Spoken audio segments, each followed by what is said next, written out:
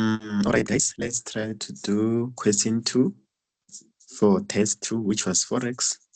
When we check this question, since we're in South Africa, we bought goods from, let me say, American company, because they are using US dollars, this company. When we check the dates, we have a lot of dates. You know, when we do Forex, they will give you a lot of dates, or they will talk a lot about different dates. So according to our notes, when we do Forex, we must always start with the date where goods were cleared from customs. Always start with this date, unless if the activity is written FOB, free on board, FOB. If the activity that you are doing is written FOB, meaning you are going to start with the date where goods were shipped. Let me say it for the last time. If the activity that you are doing, or exam or test or whatever, is written FOB, you must start with the date where goods were shipped. But normally, when we do financial accounting 3B, we always start with the date where goods were cleared from customs. Fine. When we check this activity, the one that we are doing here, it's not written FOB, fine, meaning we must start with the date where goods were cleared from customs. According to this date, on 1 June 2024, goods were cleared from customs. And when we check our foreign exchange rate, since we're in South Africa, we are buying from, let me say, from American company, because I can see US dollars here. When we check the foreign exchange rate, US dollar is not changing. It's not changing. But when we check our rate, which is Rand, Rand is changing from March up to the year end, which is February. Rand is changing. So we all know how to calculate our answers. If Rand is changing, we multiply. By the way, we change with it by doing what? Multiplication. If Rand is not changing, we divide. But for this activity or this test, which is question 2 here, Rand is changing. So we'll change with it by multiplication. Fine. On 1 June 2024, goods were cleared from customs. It's fine. I will write inventory here. We are buying inventory or trading stock to the value of 100,000 US dollars. Remember, we are preparing books in South Africa. We must convert these US dollars into a rand. We must convert these US dollars into a rand. 100,000 US dollars multiplied by, we go to 1 June 2024, where goods were cleared from customs. How much was rand? 10 rand. Fine. Then let's calculate our answer. 100,000 US dollars multiplied by 10 rand. It's equal to 1 million rand. The same. We are owing American company 1 million rand. We are owing creditors 1 million rand. Fine. When we check the information here, before we made a payment, we closed the books. Let me read. They are saying interest is calculated from the date that Juno Limited took the significant risk and rewards associated with ownership over the American company. The agreed interest is 12% annum. The interest is payable when the machine is fully paid. We are buying a machine on credit, fine. We are owing 1 million. Interest will be paid. Interest will be paid when the machine is paid in full. How many percent for interest? 12% for the whole year. Remember, when we calculate interest expenses or interest charged, we must check the dates. Yes, we are given 12 months, which represent the whole year, which is 12 months. At the end of the year here is 28 February. We are closing the books here. We've been owing this American company from when? 1 June. So June, July, August, September, October, November, December, January, February. 9 months out of 12. Fine. Now we are going to calculate interest. Interest charged. I was supposed to write it here. Interest charged. Before we calculate the value in rand, we bought goods to the value of 100,000 US dollars. Now they are charging us interest of 12%. For how long? 9 months over 12. In US dollars, we are owing these people 9,000 US dollars. I'm sure we are all fine. I'm sure we are all fine. In US dollars, we are owing these people 9,000 US dollars. Now we must convert this 9,000 US dollars into a rand. Fine. Remember, we've been owing these people from June. Now we are closing the books on February. Back to the question paper. On 1 June, the rate of foreign exchange rate was 10 rand. Now we are at the end of the year. Rand is 14.70. Our rand changed from 10 rand to 14.70. How are we going to calculate our interest? We must use the average rate. How do we get the average rate?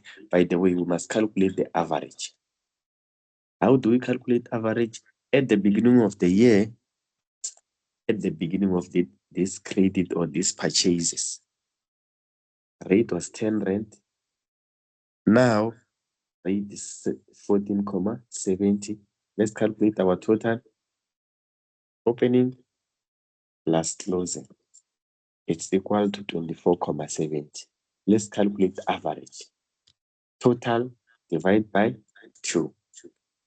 Then we get 12 rand,35. Let's calculate our interest. Remember, we are owing these people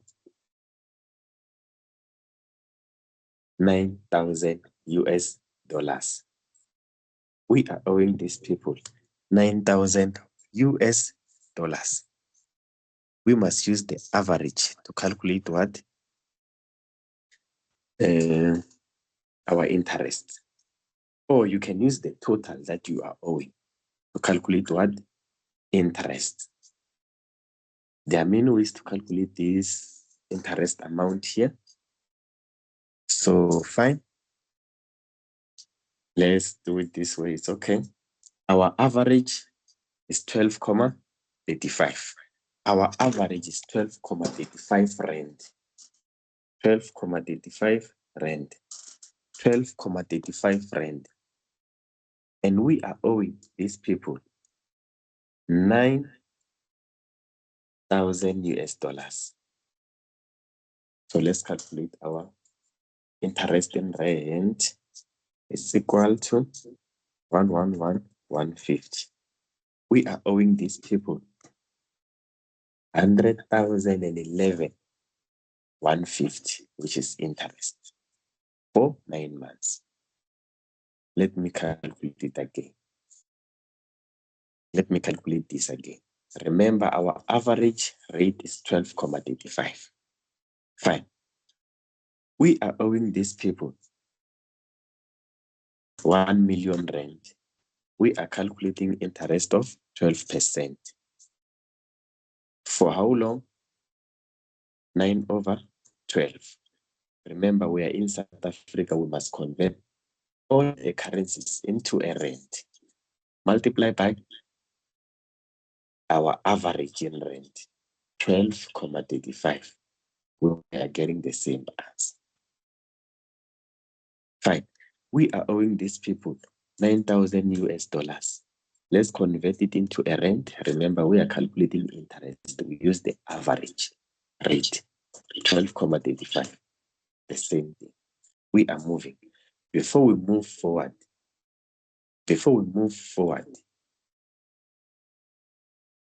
1 June, we owed 1 million.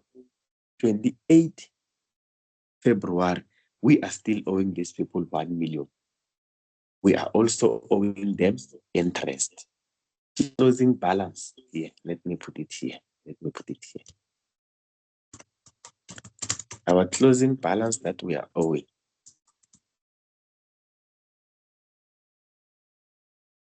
Closing balance that we are owing. It's 1 million opening balance plus the interest charged. Meaning we are owing this American company this value or this amount or this total. Fine. Back to the question paper. Now we are going to make a payment. I don't want drama. Before we make a payment, how much are we owing to the foreign creditors? How much are we owing to the foreign creditors? We said we owed 1 million at first. Then they charged us interest. Now we are paying with the money from the bank. We are making a payment. We are making a payment.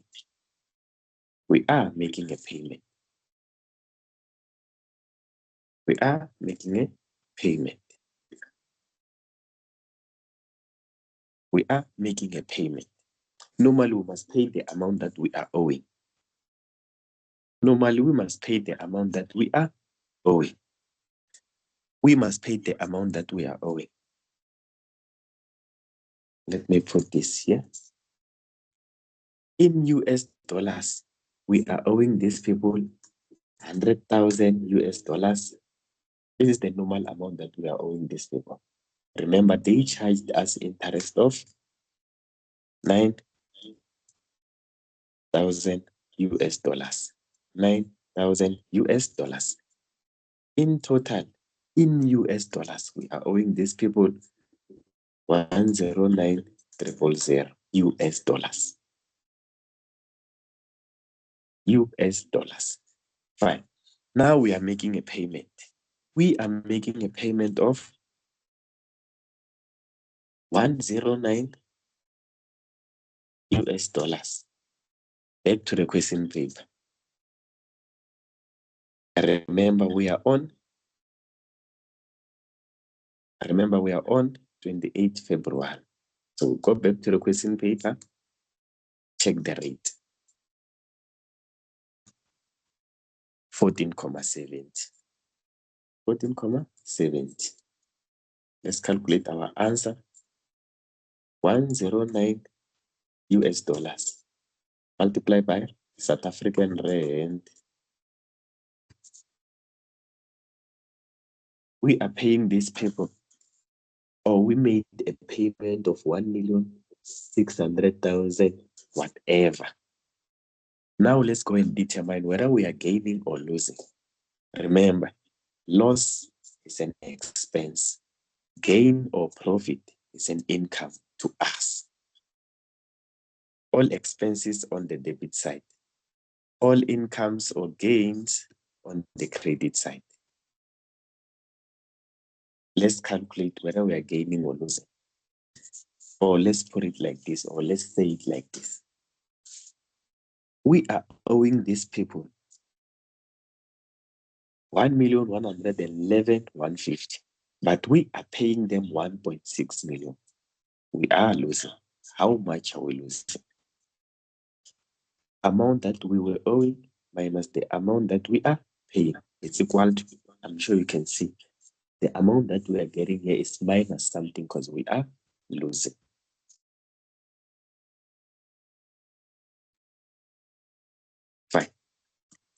We owed less, but we paid more. So we are losing. We are done. Sometimes on the question paper, they can say, sometimes they can say, how can I put it? Maybe when you make a payment, they can say, don't make a payment for, don't make a payment for interest. Remember, here we made a payment for the amount that we are owing and the interest that they charged us. So sometimes they can say, when you make a payment, only make a payment for the, I think you guys call it capital amount. Only make the payment for, let me say, the opening balance or the normal amount that you are owing. Here, at first, we started owing these people on 1 June 2024. Then they charged us interest 28 February. So if they say only make a payment for the normal amount that we are owing, meaning at the beginning of the credit or the credit purchases, which is 1 June 2024, we were owing these people 1 million. Let me start it from US dollars. If we're excluding interest, we are owing these people 100,000 US dollars. In rand, I think it was 100,000 multiplied by 10 rand at the beginning of the year. We were owing these people 1 million. Now we are making a payment only for the 100,000 US dollars, excluding interest. Let's calculate our bank. Payment made, meaning we are going to say 100,000 US dollars multiplied by the rate for 28 February, 14,70. Meaning we are making a payment of 1.4 million. And we are owing these people only 1 million. So you must determine whether you are winning or losing. Again, we are owing less,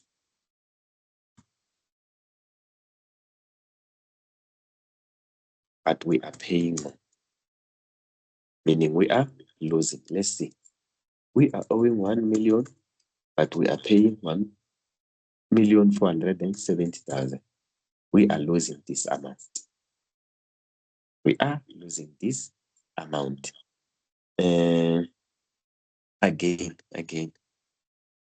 At first, we owed these people 10 rand. Then boom, at the end of the year, we are no longer owing 10 rand. The rate changed. We are now owing them 14,70. Let's use calculator. 10 rand minus 14,70 is equal to negative 4,70, meaning we are losing this smaller amount according to the rate. 10 rand, we are losing this smaller amount. Remember, we are owing these people 100,000 US dollars. I think we are going to get the same answer for loss. Minus 4,70 multiplied by 100,000 US dollars is equal to the loss that we made. Then we are